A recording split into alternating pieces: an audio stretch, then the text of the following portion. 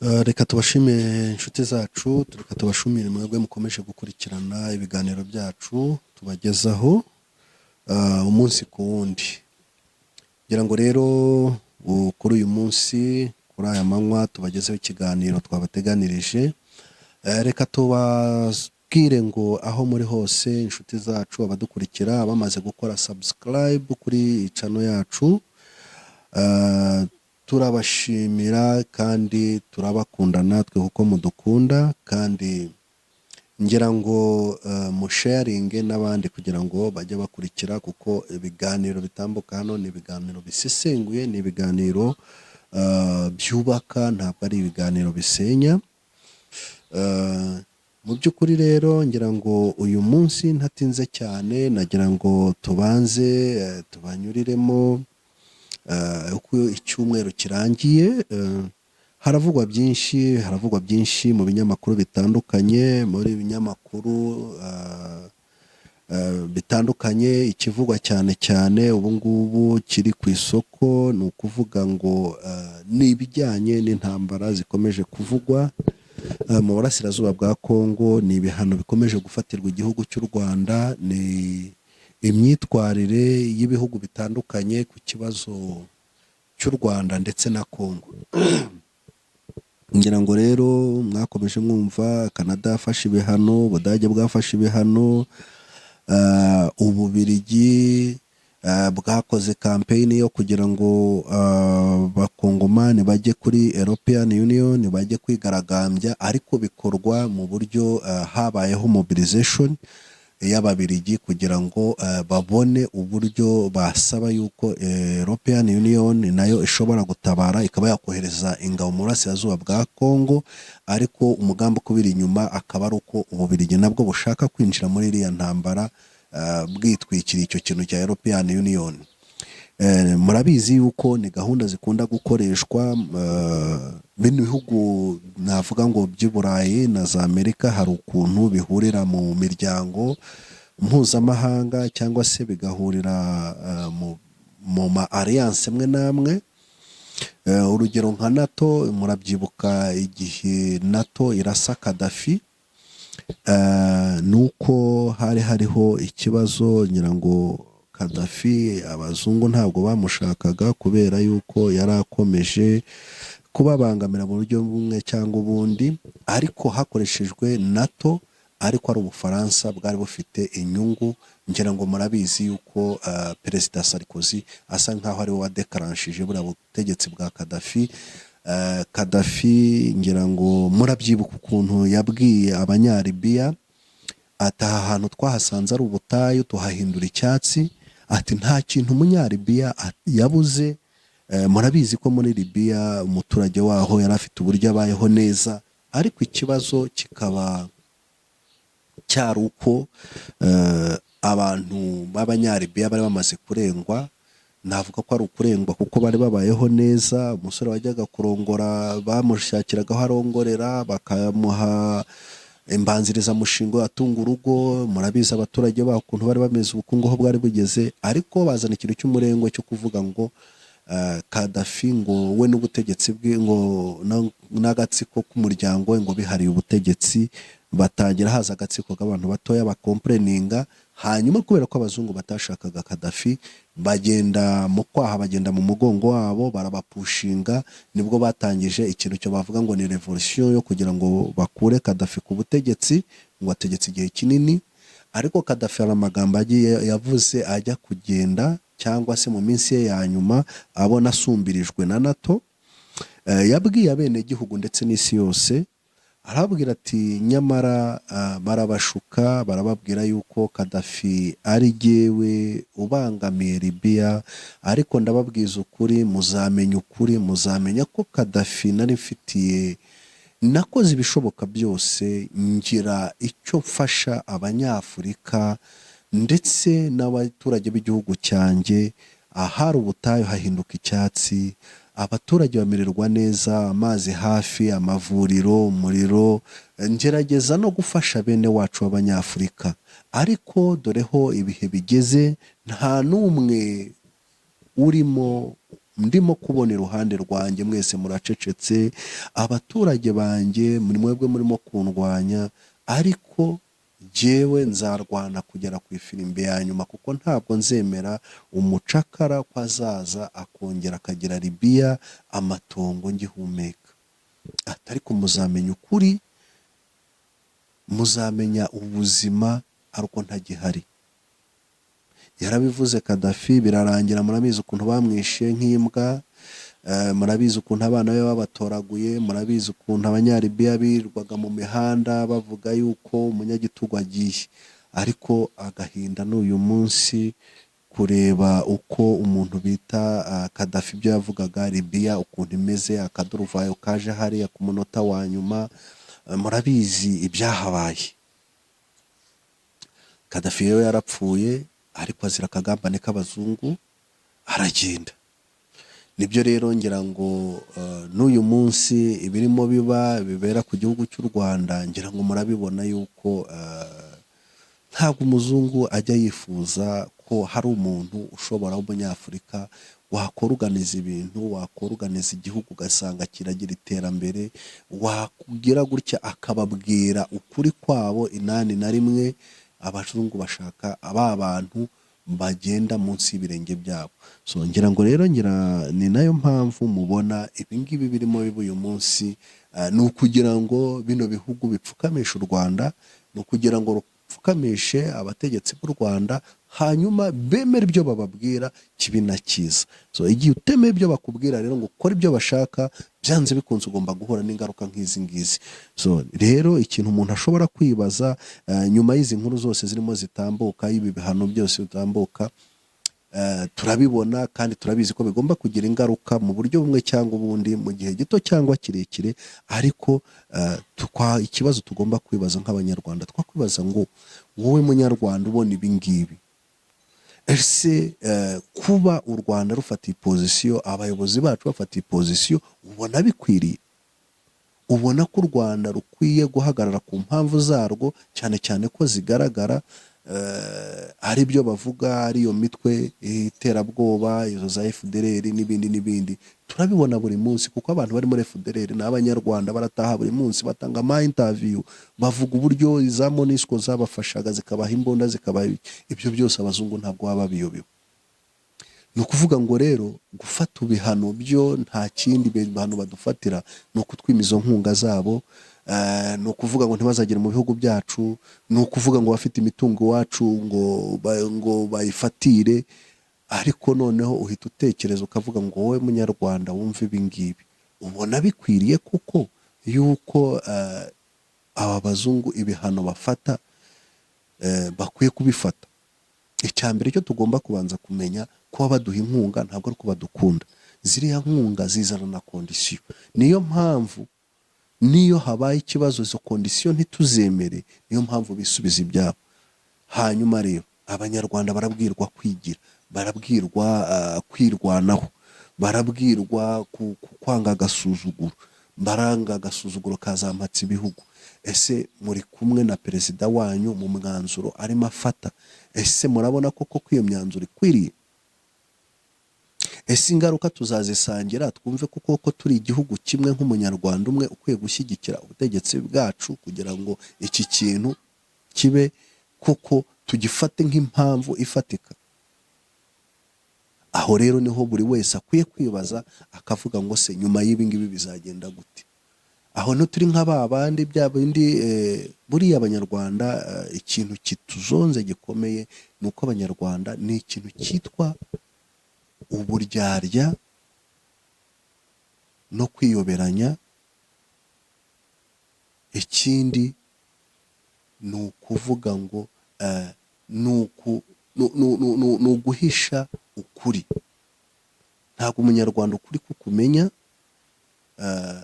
ni ukuvuga ngo akubwira ko muri kumwe mutari kumwe, ariko byanze bikunze banyarwandakazi, ikigaragara cyo ni uko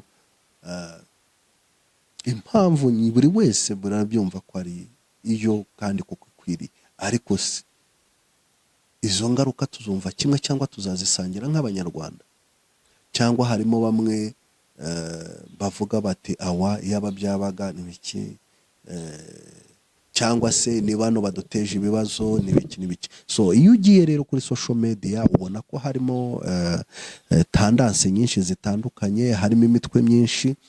Hari abavuga bati awa yaba babafatiraga ibihano, yaba ndetse ahubwo hiyongerwagaho n'ibindi, yaba baba barasaga ibintu nk'ibyo. Wasanga bivugwa n'umunyarwanda akabivuga kubera ko ari i Burayi cyangwa ari muri Amerika, ugahita uvuga ngo uwo munyarwanda nimba yirirwa avuga ngo ni impirimbanyi y'amahoro, nimba yirirwa avuga ibitagenda, akaba avuga ngo nibabarase cyangwa nibabafatira ibihano, uwo ari muri Amerika ararya akaryama n'umuryango we. Ariko arimo arishima ko u Rwanda rwafatiwe ibihano, arishima yuko abanyarwanda hari ingaruka zigiye kubajyaho. Ese uwo muntu akunda igihugu? Ese uwo muntu akunze abanyarwanda? Ese uwo muntu nimba ari mwene wanyu, ni mwamuvukana kwa so kwa nyoko, wumva ari we muvunyi w'u Rwanda uzaza kutuvuna? Nagira ngo buri munyarwanda wese atekereze mu byo twumva. Ndabizi mwumva amacano menshi, ndabizi muba muri abanyarwanda izo social media, ndabizi ko mwumva ari abapinga u Rwanda ari n'iki, cyane cyane ko ayo makuru menshi aribo bayasakaza. U Rwanda rwe rugiye kuvuga, ruvuga position yarwo rurimo n'impamvu zibitera, kandi natwe tuzi impamvu zitera ibi bibazo byose n'izishingiye ku mateka. Rero iyo mwumvishe bariya abantu, yaba ari abahoze muri leta bahunze, mukumva ibyo bavuga, mukumva ukuntu bogeza, mukumva ukuntu bishimye ko u Rwanda rwafatiye ibihano, ese twebwe abanyarwanda bene wabo turi mu gihugu, bariya abantu baradukunda, batwifuriza icyeza? Ese baramutse baturashe, wowe mwene wabo, ndavuga uwo mu nzu wabo, mu muryango wabo, ari jyewe nawe, ninde wenda tuzi ninde w'iryo kompora ryaba, ninde iryo sasu ryanyuraho, ninde iyo ndege yarasa bwa mbere? Ntabwo tubizi. Ese uriya muntu ni umuvandimwe, ni umunyarwanda kuko ukunze igihugu ugomba kugitabarira? Njyewe rero mbona yuko mu mboni zanjye, muri analize yanjye, mujye mumbabarira, njye mbivuga uko mbyumva n'uko mbibona, kubera yuko kuvuga pozisiyo yanjye n'uburenganzira bwanjye. Mbona ko bariya abantu bari ku nyungu z'inda, ntabwo bari ku nyungu z'igihugu. Kabone leta zose ziba zifite ama ideology yazo zigenderaho, kabone niyo leta yacu wenda hari ibyo itakora neza, ariko twakababajwe nuko wenda yabikoze nabi kubw'inyungu z'abanyarwanda, akabanyarwanda bagira ingaruka. Ariko ntabwo twakashimishijwe nuko abanyarwanda hari ingaruka zirimo zibagwaho, kugira ahubwo twakabaye turimo dutabaza tuvuga tuti dukora iki banyarwanda bene wacu, kubera yuko tubona yuko ibintu bigiye kubabaho bikaze. So rero icyo ni kimwe nabonye. Ngira ngo hari ikindi nagira ngo wenda ngarukeho. Ngira ngo ejo bundi twumvishe muri Sena, donc umutwe w'abadepite uterana urimo utanga raporo ku bintu bijyanye n'ingengabitekerezo bivugwa. Izo ngengabitekerezo zikabagenda bavuga hirya no hino, ukuntu ngira ngo mu kiganiro gishize bagiye bagaragaza koko abantu bari hanze y'igihugu bagira influence mu baturage, ndetse ugasanga abaturage bagira uruhare mu gukangurira abaturage kuba wenda bakwigomeka, cyangwa se banaca intege abaturage bababwira ko ejo cyangwa ejo bundi igihugu gishobora kugira ibyago, hari abo bahanuzi n'ibindi. Abo bantu bose rero bagenda bavuga ibyo ngibyo, babinyujije mu binyamakuru bitandukanye, ariko mu makomenti nagiye mbona mu binyamakuru bitandukanye, usanga hari ikintu abantu benshi bagiye bagarukaho, nko ku kiganiro umuntu bita Senateri Dusingizemungu yavuze agaragaza uburyo ingengabitekerezo ihagaze. Ngira ngo murabizi ko batonetse uturere twose uko ingengabitekerezo igiye ihagaze. Ngira ngo rero Dusingizemungu yagerageje kuvuga abapadiri Nahimana, ba Rudakemwa Fortunatus, ba Bema Habyarimana, aho mu turere bavukamo n'iki, ko basanze ko abaturage bakunda kumva ari ya miyoboro bakoreramo, donc bakaba hari ikintu babaremamo gisa nkaho wenda cyakwigomeka cyangwa se kibayobya kigatuma bidindiza bwa bumwe n'ubwiyunge bw'abanyarwanda. ngira ngo baje kuvuga ibintu bijyanye n'ingengabitekerezo, abagore bajya hafi baturiye hafi y'imipaka bajya muri FDLR bakajya kwiteza inda mu ba FDLR. Ugasanga rero icyo kintu gisa nkaho cyateye polemique, bavuga yuko ngo senateri yavuze yuko abantu bajya kwiteza inda, ariko ntibigeze bajya muri detail ngo ajye muri detail asobanure se abo bantu bajya kwiteza inda mu buhe buryo, ese iyo bavuyeho bigenda gute, ibintu nk'ibyo ngibyo.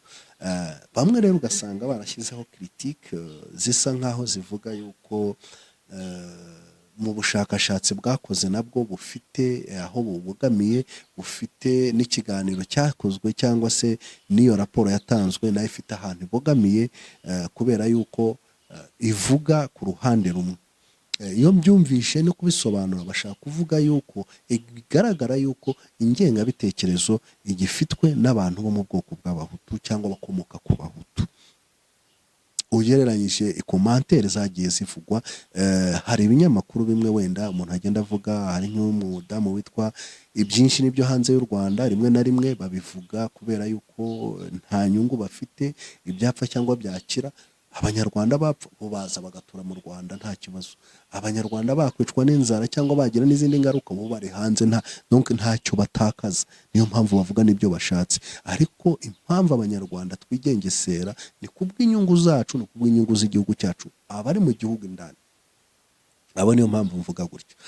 Umudamu witwa Ineza Liliane yaravuze ati ariko ubushakashatsi bwa senateri Dusingizemungu ntabwo yavuze kuri kiriya kintu ngo akigini deep agaragaze ngo abo bagore bagenda gute, ese babibwirwa n'iki ko abo bagore bajyayo.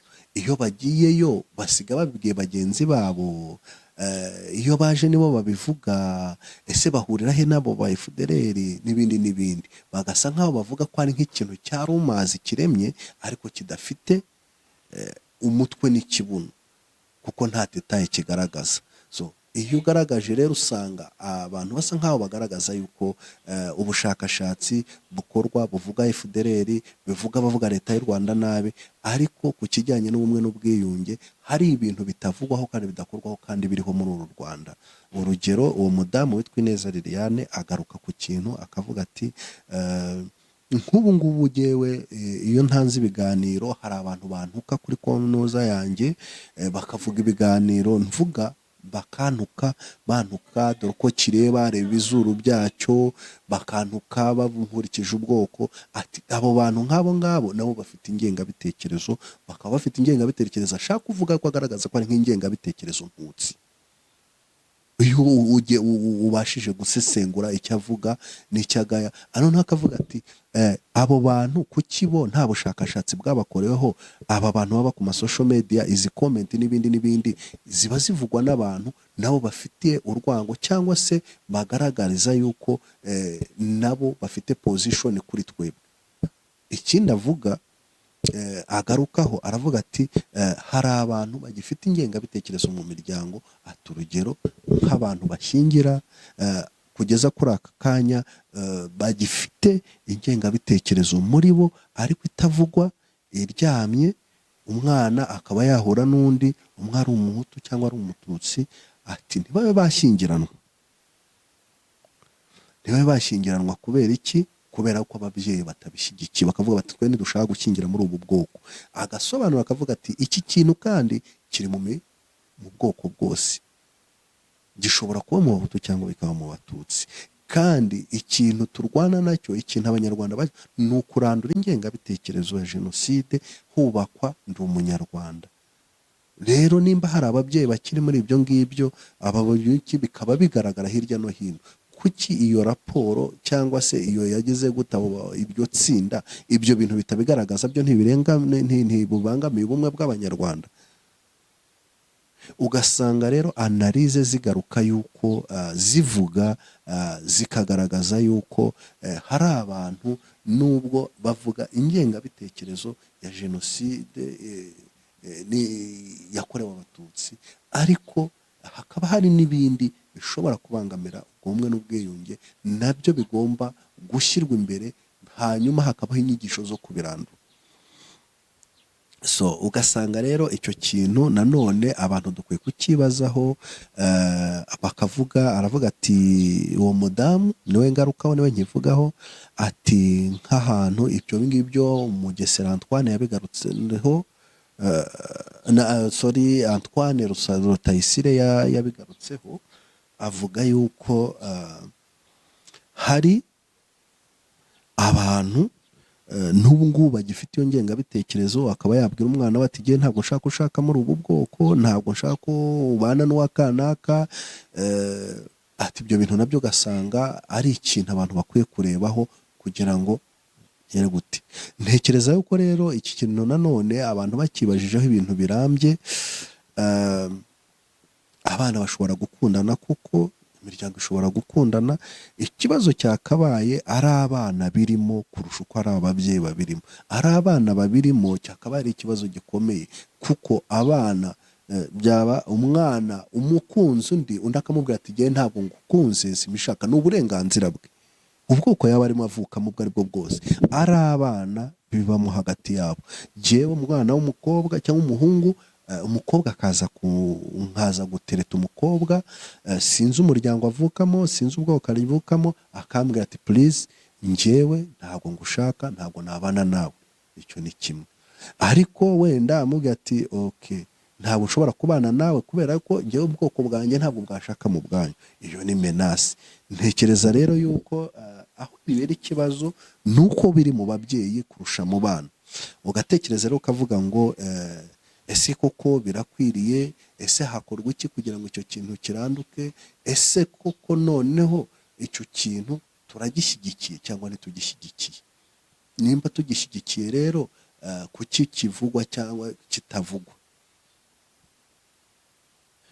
Nanone wagaruka ku mpamvu z'amateka. Jyewe ku giti cyanjye nka pozisiyo yanjye, jye mvuga ukuntu mbyumva, nkavuga ibitekerezo byanjye, nkavuga position yanjye. Ntabwo nshyigikiye ivangura, nta nubwo nshyigikiye yuko hari abantu bashobora kuba bamenasa abandi bahereye ku bwoko. Kuba jyewe ntashingira mu bwoko runaka ni nk'uko umuntu ashobora, jyewe uko numva umuntu ashobora kuba yashingira mu Bahutu ari Umututsi, cyangwa Umututsi yashingira mu Bahutu, ni nk'uko umuntu ushobora kuvuga ngo haje Umunya-Uganda, jyewe nkabwira umwana wanjye ati ntabwo nshaka ko ushaka mu Banya-Uganda, ntabwo nshaka ko ushaka mu Bakongomani. So njye nshobora kuba mfite impamvu zanjye mbimubwira, ariko umwana wanjye ntazifate nk'impamvu. Ariko nimba ntabishaka, ntabwo ari ngombwa ko nshyiraho bariyeri, ntabwo ari gushaka n'uburenganzira bw'umwana, agashaka aho ashaka n'uwashaka. Ariko ni none ni inshingano z'ababyeyi kugira abana babo inama bagendeye ku mpungenge zimwe na zimwe. So haracyari kare rero, haracyari kare yuko ibyo bintu bishira, cyangwa se tunabifata nk'aho ari ibintu bitabaho uyu munsi. Dukurikije amateka yacu, dukurikije amateka yacu n'imibereho yacu, nuko hagiye baho, nuko abantu babanye, n'uburyo abantu baturanye bakagira neza cyangwa bagahemukirana.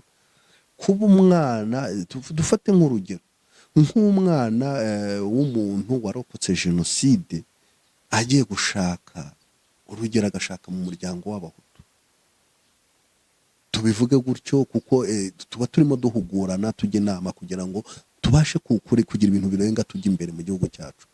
Njyewe cyangwa se uwo muntu akamubwira atari ko njyewe mwana wanjye ndakubujije kubera ko uriya muryango sekuru na sekuru yishe bene wacu 59, akamuha urugero ise muri 94 umuryango wacu, kuko abanyarwanda baracyatuye mu makaritsiye amwe kuko bari bahatuye, baracyatuye no ku misozi imwe kuko bari bahatuye. Muri 94 twahungiye iwabo kugira ngo ture ko baduhisha dusumbirijwe, baratwirukana, ndetse se niwe wagize uruhare mu kwica so wanyu kanaka, nyogosenge kanaka n'ibiki n'ibiki. Mpamya ko uriya muntu wabivuga ntabwo ababeshya umwana, ibyo bamubwira aba ari ukuri. Tujye dukunda ukuri, tuvugisha ukuri, ibyo ababwira uriya mwana aba ari ukuri, kuko byarabaye ku manywa y'ihangu birashira. Uwo muntu biragoye kwaka kanya agihumeka yakwibagirwa ko yabuze umuryango, yakwibagirwa ko yabuze abana be, yakwibagirwa ko hari ibyo yatakaje, yakwibagirwa ubuzima yashobora kuba arimo uyu munsi butari bwiza, wenda bitewe n'ingaruka yagize kubera iyo jenoside. Ntabwo byaba bitangaje kuba yabwira umwana we ngo ntushake muri uriya muryango. Uko ni ukuri kwambaye ukuri. Ahubwo ikiba gitangaje ni ukuba yawushakamo kandi barabica. Ariko kubera ineza, kubera politiki y'igihugu cyacu, kubera ko dusangiye igihugu, hari abashobora kuba bararenze ibyo ngibyo, hari ababa bamaze kumva indirimbo, hari ababa bashobora kubera influence y'igikristo n'ibindi n'ibindi, bararekuye bagahuta kurekura, bakavuga bati ibyo aribyo byose, byabaye ibyo byose, turi abantu twese, turi abanyarwanda, reka twebwe tubyirengagize, dushakane kugira ngo dukomeze turebe imbere, twiyubake, dusige ibyadutanije. Uwahuse kubyumva, ikibi ni uko haba hari umuntu ujya kumumenasa kubera ko yashingiye kwa kanaka. Icyo cyaba ari ikindi kibazo. Ariko jyewe kugeza kuri aka kanya, kuba naragiriwe nabi n'umuryango runaka uzwi, umwana wanjye akajya gushaka, cyangwa umwana wa mukuru wanjye, nkagenda nkamubwira ntibari abantu kirazira, ntidukwiye kubashakamo, baraduhemukiye. Na kera niko byagendaga. Iyo imiryango yajyaga gushaka, barabanzaga bakavuga mujya mubona mu makwe, bavuga ngo nibahaguruke, nimuhaguruke, bagahagurutsa uriya muntu, bati kibari abantu nta cyaha, nta nzigo tubageramo. Kubera iki babivuga? Bajyaga gushyingirana iyo wabaga warahemutse mu muryango, cyangwa warahemukiye umwe muri uwo muryango, cyangwa kuri ako gasozi. Usibye ibi ngibi basigaye babigira nk'aho ari inkinamico, ari ugutebya mu byo gusaba n'ibindi n'ibindi. Icyo gihe barabahagurutsaga mukagenda kabaga bati ntibikwiriye, ntidukwiye kubaho umugeni kubera ko mwarahemutse, mwaramenje. Abantu rero nibamenye yuko kuba hari ibintu abantu barenga uyu munsi, kuba hari ibyo birengagiza, ni kubw'ineza y'igihugu, ni ukurenga igihugu, ariko amateka yo aracyari mabisi. Amateka aracyari mabisi.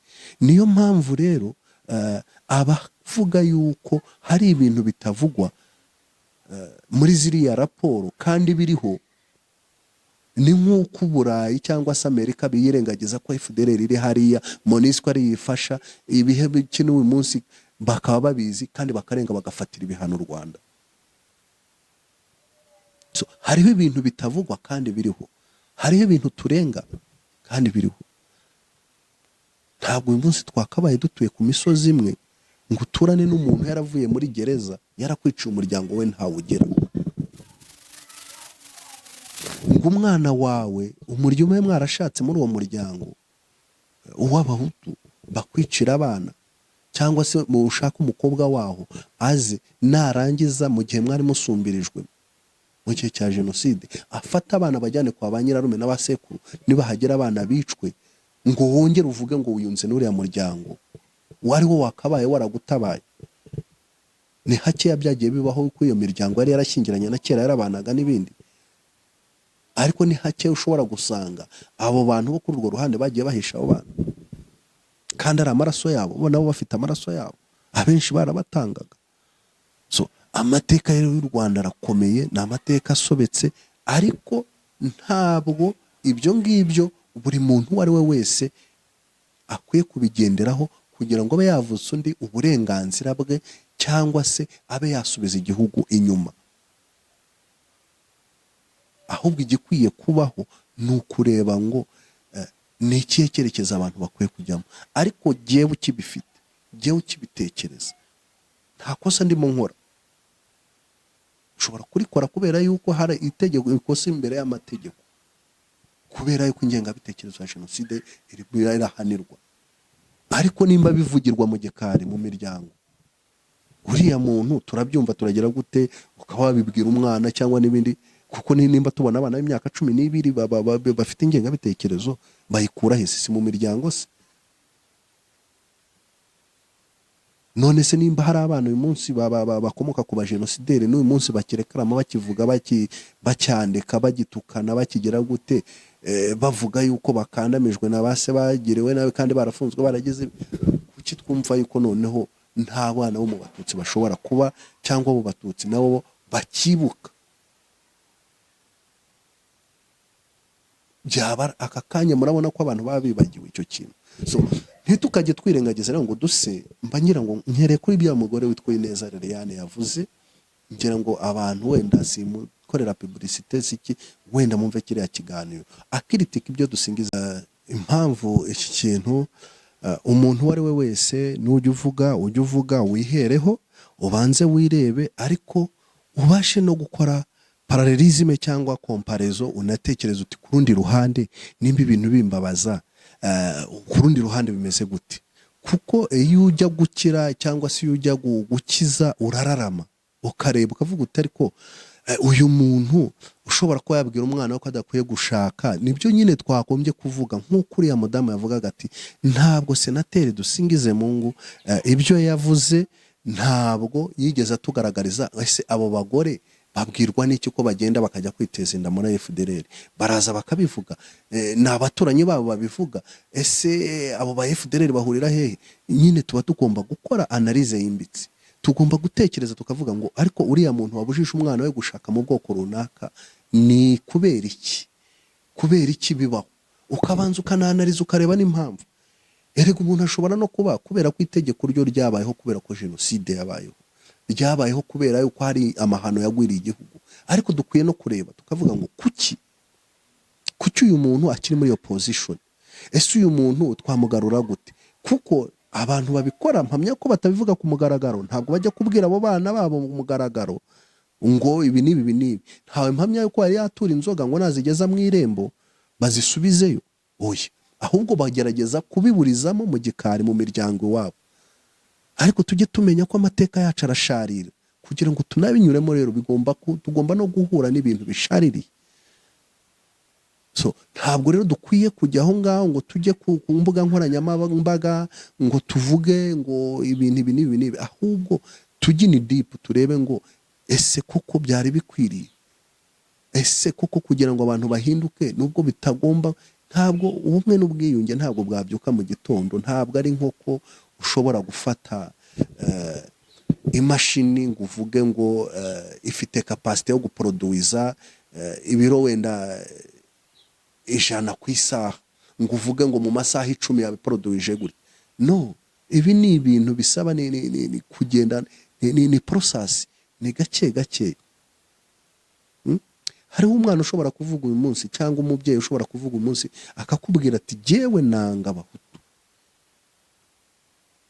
watangira wareba ukavuga uti ariko se uyu muntu ntafite ingengabitekerezo buriya yanga abahutu abanyiriki ukajya ugasanga bamwiciye ababyeyi afite amezi 6 ataranabimenya uyu munsi yumva ko ababyeyi be bishwe nabande abahutu ese uwo mwana ntafite rezo kuba yabivuga uwo mwana bivuze uwo mwana wagize impfubyi uwo mwana wagiye kuba mu buzima bubi atagezemo uruhare kubera nta babyeyi yagira uwo mwana namutse bivuze yababeshye twebwe noneho dufite umutima dugomba kumwumvira no kumufasha kugira ngo arenge icyo kintu dukora iki kugira ngo tumukure hahantu hari umwana ushobora kuvuga ati jewe nanga abatutsi nanga inkotanyi ukavuga uti ariko uriya mwana afite ingengabitekerezo ya jenoside ariko tekereza waganira nawe mu buryo bwimbitse akakubwira ati jewe narahunze mpungana n'ababyeyi banjye bava mu Rwanda baragenda bajya mu mashyamba ya Kongo niho baguye nsigara ndi impfubyi ndababara ndateseka ngaruka mu gihugu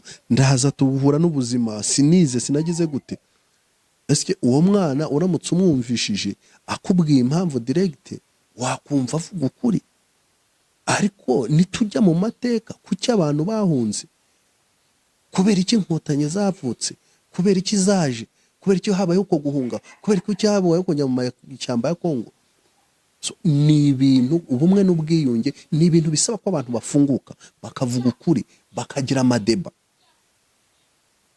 bakagira ari scientifique bakagira n'ari sociologique bakagira n'ari politique abantu bakagira ibintu bimwe bemeranya bakavuga bati okay mureke tujugunye muri poubelle ariko turabizi ko ibi bintu koko na amahano yabayeho ariko ntabwo twahita dufata umuntu ngo blaming tujye tunahera n'abantu nibavuga n'ibintu n'ayo madisikuru tunahera no ku mateka yabo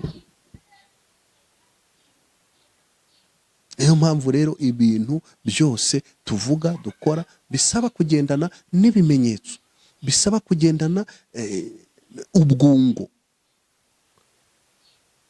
kugira ngo aho tubona hagera abantu bakababwa aho bigera abantu ugasanga baratsimbarara dukwiye aho ngaho kuhatinda natwe tukagera tugahendahenda tugatwara gakeya ntidutwaze imbaraga. Ntabwo igiheho kigeze. Abanyarwanda bamaze gusobanukirwa, abanyarwanda bazi ikibi n'icyiza. So rero ntekereza yuko ntabwo twavuga ngo senateri kubera ko atavuze ibi cyangwa atageze ahatanga utagarutse aha ngaha, kandi nanjye mbibona n'undi abibona, ni ukubera ko ubushakashatsi butahagera. Ariko hariho ibintu ushobora kuba ufite facts. Ntekereza ko ibyo bavuga cyangwa bagera gute bafite facts, ariko hariho ibindi biri aho ngaho kandi tuzi. Ariko kugira ngo tubirenge nuko tureba igifitiye akamaro igihugu, icyagirira nabi igihugu, icyatuma abantu bakomeza kureba imbere. Ibindi byose bigenda gake gake kandi bikarangira. Nta gihugu kigeze, zaba za Afurika y'Epfo, za gihe cya apartheid, zaba za b'Abafaransa, murabizi ko habaye intambara bakicana hagati yabo. Ntabwo igihugu gishobora kubyuka mu gitondo cyabayemo amacakubiri ngo ashire uwo munsi. Ni process. Iyo process ahubwo wowe mwebwe bo kuri izo mpande zose, eske tubyumva kimwe cyangwa turi hariya kubw'inyungu zacu turacecetse, ariko ibyo twumva ntabwo tubyemera?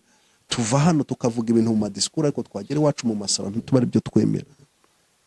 Ariko twagakwiye kuvuga disikuru y'ibyo twemera, ibyo tutemera nabyo tukabivuga, n'ibyo tutemera ngo tukabivuga, kugira ngo noneho habeho deba isesuye, kugira ngo abantu bajye mu gihe kimwe. Nimba ari ibyo ngibyo rero, nimba atari ibyo ngibyo, turabeshyana, n'ubundi ntaho twaba tujya.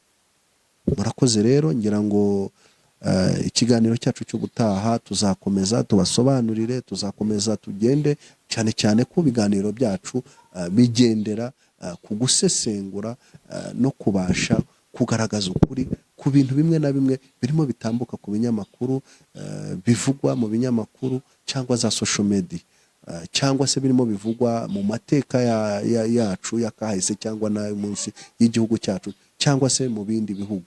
Murakoze cyane.